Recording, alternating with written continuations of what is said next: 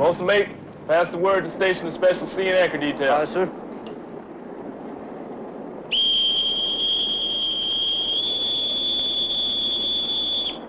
Now, station Special Sea and Anchor Detail.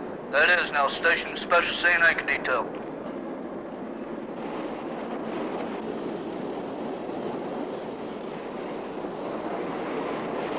Folks, one line.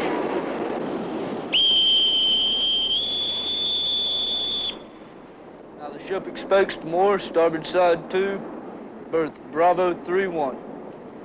Okay, going in, we're going starboard side 2. You now throw your heaving lines over till you tow to. Don't take it on your own action to do it.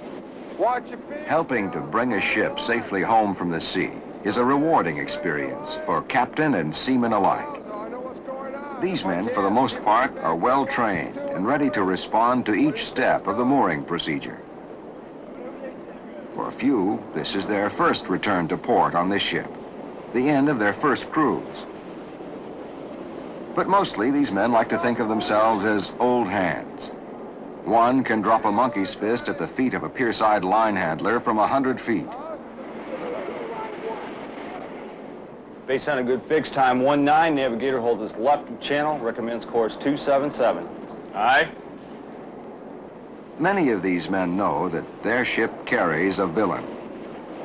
Some others are unaware of his presence and have no idea of his brutality. Need hound dog down there. The villain rides every ship these days. He masquerades as helpful, and most of the time he is, in fact, extremely helpful. Folks, alive, over our lines, aye. Put over our line! You got it out of your landing part now. Take your turn. All right, you guys get glad out. We'll be on sea detail all night.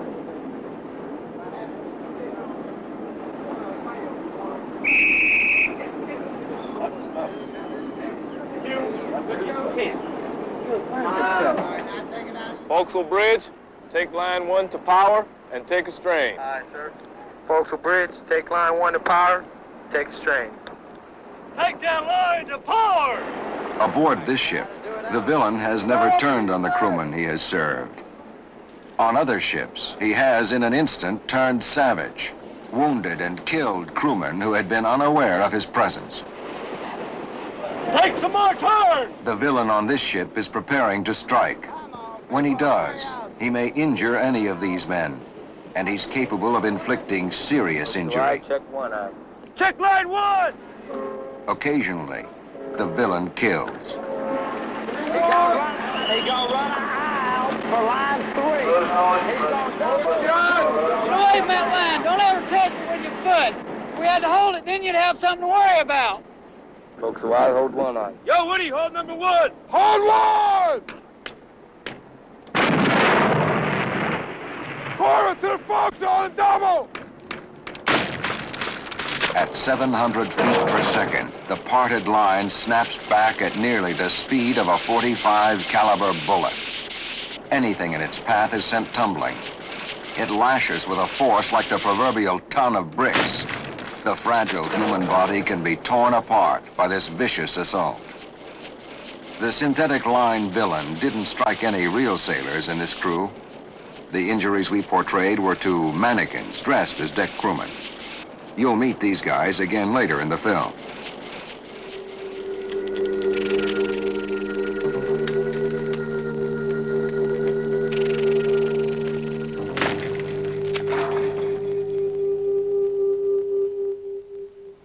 I'm Mike Booth, retired Navy commander, and this is obviously not the leg I was born with. I lost this leg and even more of the other leg as a result of a snapback of a synthetic mooring line when I was executive officer of a ship of this class. I was craft master of the bow tug. I had the misfortune of witnessing the XO of the Barry get both legs cut off when the number 1 line parted.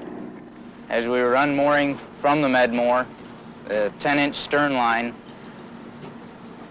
around the bollard parted at the eye, hitting the chief and myself, driving us to the deck, and hitting the XO in the chest and killing him instantly. And we were told to hold the line, and We held the line and it had too much strain on it before he backed down off it. And the ship movement and the wind combined, the ship surged forward and parred the line. And when it snapped back on deck, came back and took off the stanchion holding up a winch control box with a capstan. And didn't injure anybody, but just took a piece of 1/8 inch pipe and knocked it completely off the deck. One seaman was holding the line, and it surged itself off the bitch, and where he was holding it, it just took the skin right off his hand, right to the bone. Mooring and unmooring a ship is always a potentially hazardous situation. It becomes indeed a hazardous situation when control is lost, when the mistakes start happening. The mistakes accelerate very quickly and result, in the best cases, in minor damage to the ship. In the worst cases, to serious injury to death of crew members. The most important thing that young men who are handling lines can be aware of is the terminology involved and have a deep respect for the elasticity of synthetic lines. There's a lot of power in those lines, and they're wonderful things because of the stretchability and elasticity of the line. But if that line ever lets go, it'll return to normal instantly. It doesn't matter what's in its way.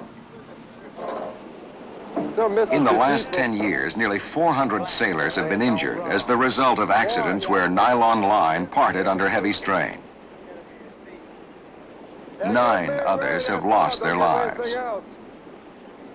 This film will introduce you to the villain in the line locker and expose the treacherous side of his nature so that you may avoid the vengeance he inflicts on those who test him beyond his tolerance. These line handlers are learning some things that all seagoing men and women should know. Line PO. The advantages of synthetic line are the life expectancy is much longer, the strength is much greater, and the wear and tear you get sustained on a ship at sea from the salt water and the exposure to the weather conditions, things like this, doesn't affect it and cause it to rot near as much as the old lines did. So therefore it's been quite beneficial to the Navy. There is one slight disadvantage, is the snapback of the line. An example of snapback, if you can relate to a rubber band being stretched, and when you release that rubber band or it parts, it immediately goes back to its original position. Well, this is much more intense with nylon line, especially under heavy strain, and it can do damage to equipment and to personnel on deck. So that's why it is important that we do familiarize you with the different type of lines you will be handling. When we're on deck handling lines, there's no person that's able to tell when a line under strain has 10,000 pounds pull or what. So we have constructed into the line visual aids known as tattletales. An example of a tattletale is on his 3-strand line. The length of the tattletale is 40 inches, placed in on the line at a 30-inch interval, which allows, when the line is under strain, the tattletale will become taut, which will show that the safe working load has been reached. Pass the stopper! There are 2 things wrong here. Can you spot them? Never straddle a line under tension. And the single leg stopper with rolling hitches is less effective than this double-leg Chinese stopper used as shown here.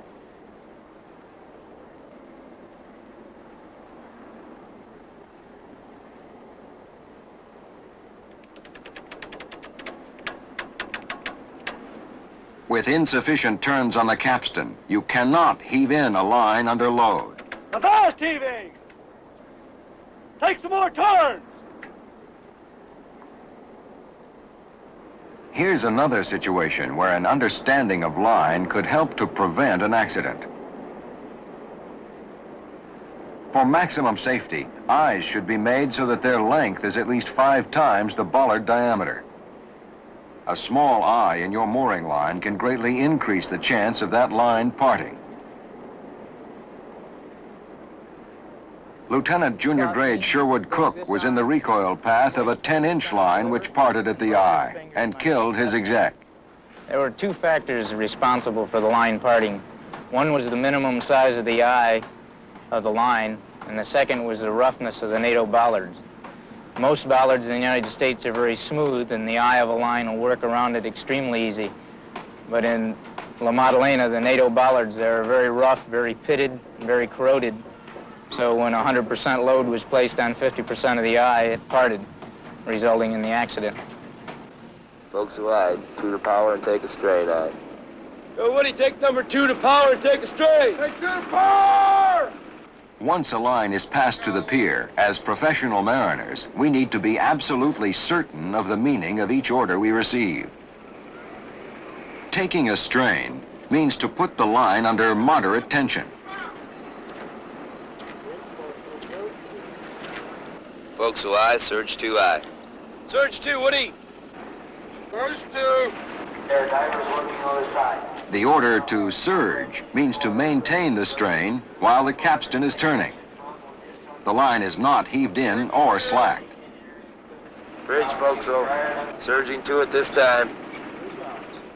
Take line 2 to the bit, hold line 2. Aye, sir. Forecastle bridge.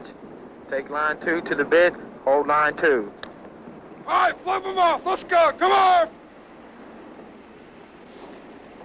All right, get your rod turned out here. Pull it tight. Let's go. Holding a line means exactly that.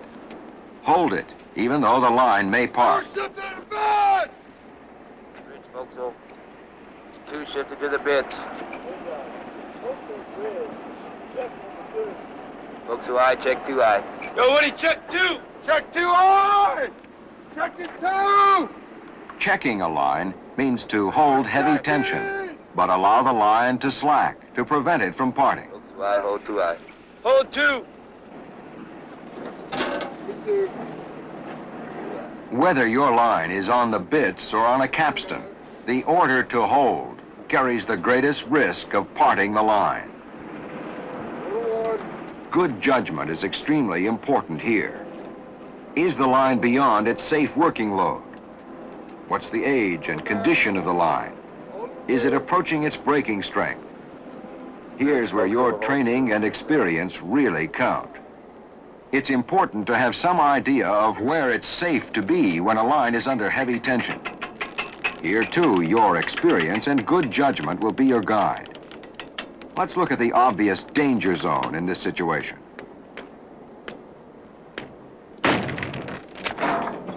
The danger zone extends as far as the line may snap. In this case, twice the distance between the chock and the bits. Danger zones around tensioned lines are marked in yellow and black only to make this film. On your ship, you'll have to use your head. In the real world, you won't get a second chance. But let's back up the clock and give these sailors another chance. It's clear that danger zones are off limits when the order is to hold. Now let's take a closer look at the possibilities for problems here. We know a danger zone extends from the chock to the bits. But if the line should part at the bits, it may snap back toward the chock. This gives us a second danger zone, equally deadly. The moral of this movie is that line handling is much more than just handling lines. If you're a gambler, try either danger zone. Your odds are about the same. And if you're not a gambler, use your head. Keep track of the villain. Remember that he can strike in more than one direction. Sunday morning on May 4th, we were Bosun's mate McCafferty never saw it coming, and neither did a division officer on the deck nearby. It had been done. We were using a two-fold and a crane above. The two-fold was a nylon line with a two-fold attached to it. The nylon had taken an awful lot of stress on it, too much stress, and the fitting had popped. The swedge popped. Two-fold shot back to the ship with an 8-inch block hitting the officer in the head, killing him upon impact. The line had wrapped around me and shot me across the deck. And it happened so fast, no matter if he was looking at it or not, that, you know, you couldn't have moved in time. It was just way too fast.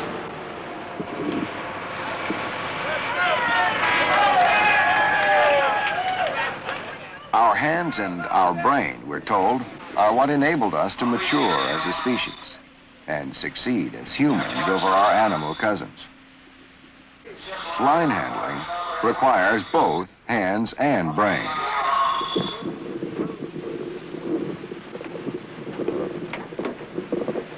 Good girl. Yeah.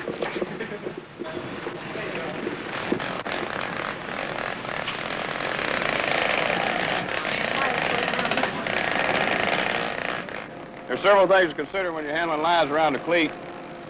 Number one, the item that you're tending is tending forward. The line tends on the after side of the cleat. That prevents a riding turn.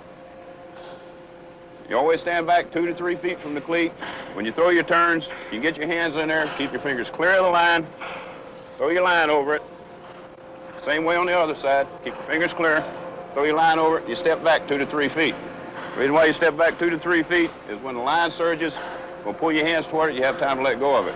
If you're in here, the line surges, you're gonna wind up with your fingers in the bit. You don't want that. Another factor to consider when you're tending lines, you stand back away from the pull of the line. Your line is leading forward, you back away from the pull, the line snaps, it'll go this way. It won't hurt you. Standing back in here, when the line snaps, you're hurt. Towing is another evolution that involves potential hazards. Lieutenant J.G. Bill Zabarin was one of 6 people injured when a tow line parted under tension. Well, we were shortening the tow, and I was in my position as the safety observer. When I saw the thimble foul, I gave a stop sign. I yelled stop. And the next thing I knew, I was rolling and tumbling over the deck. And I don't remember being hit, but I was hit before that. I came to a stop on my left side. I looked down, and about midway down my thigh, my leg was collapsed, so I knew my leg was busted, and I couldn't get up. I looked around the deck. The 5 people that were there with me were all in similar positions. One man had blood seeping out around his head. Absolutely no warning. It struck with lightning speed, and in those situations, it's my first time with an accident like this.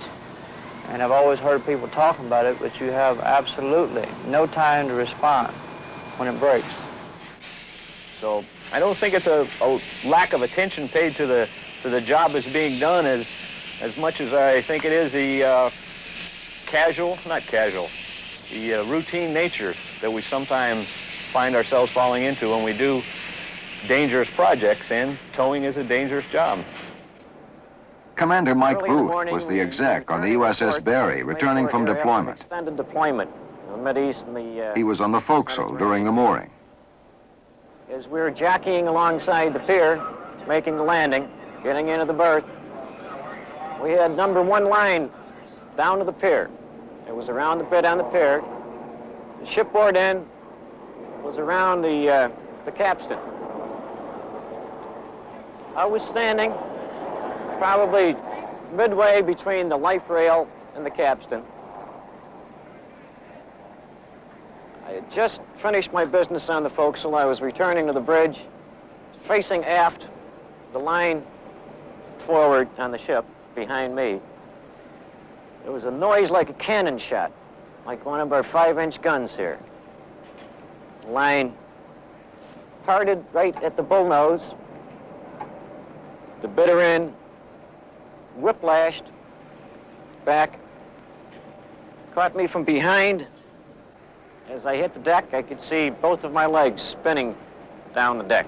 One went over the side, one stayed on the deck. You just got to watch them all, because... Senior Chief Reich was craftmaster of the bow tug, assisting Commander Booth's ship. He saw the ship surging ahead on line 1, putting the bow line under extreme tension. He notified the bridge by radio. On the next surge up, it jerked the line and smoked it on the capstan and jerked the line out of the line handler's hands. They immediately grasped it. And I informed the pilot once again, hey, if they do this again, they're going to part this line. Well, they continued to try with the surges, and I noticed the surges were getting further and further spaced, and on the 3rd surge, before I could even tell the pilot anything, well, I think I just had told the pilot that they was going to part the line, and the line did part. and we had the misfortune of seeing the XO lose both of his legs, and the impact on the crew was immediately, it was as if someone had taken a can of red spray paint and sprayed it into the wind. It came out on the tug because there was a good breeze that day, and one of my crew members got sick and had to strike below.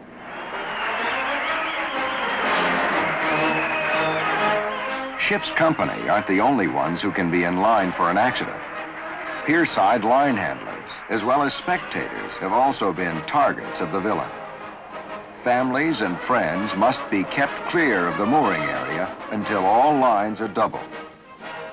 The villainous characteristics of synthetic line can be kept under control only if all hands, from the pilot house to the deck and the pier, fully understand what's going on, know their own job, and understand the dangers involved in the use of synthetic line.